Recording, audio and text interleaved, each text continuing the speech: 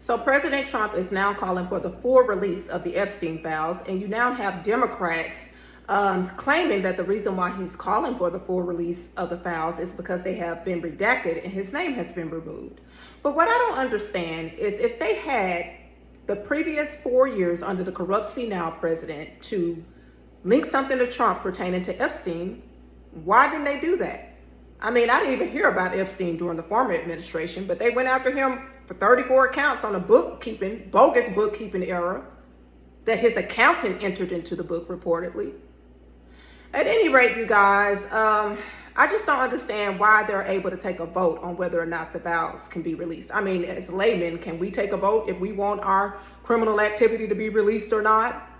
And that's how you know that we are in a system of rules for thee, but not for me.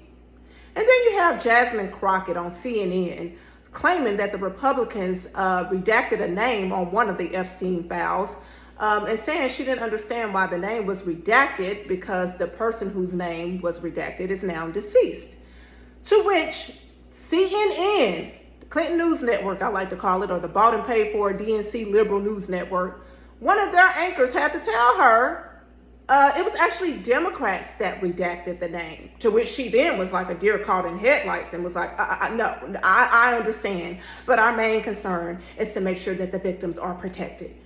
Is your main concern truly to make sure that the victims are protected or to make sure that the predators are protected? Because there was a former president of your party, Miss Crockett, whose name was Bill Clinton, you know, the one who claimed he did not have sexual relations with that woman and straight up lied.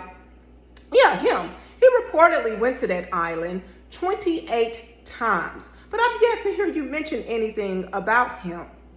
Now, if you're all for justice and equality, you'll call out both sides of the coin, because both parties, in my opinion, have been screwing us over for years, giving us laws that they don't even abide by, all while taking our tax dollars. Big pimping, spending cheese. Yeah. I don't know if these files are going to be brought out or not. You know, a lot of people are saying these files will be released when the cow jumps over the moon, because reportedly there's a lot of high profile people connected to the files. You got princes, you got politicians, you got Hollywood, you know, so who knows who was involved or who was not. But one thing we can speculate is that our government is corrupt to the core.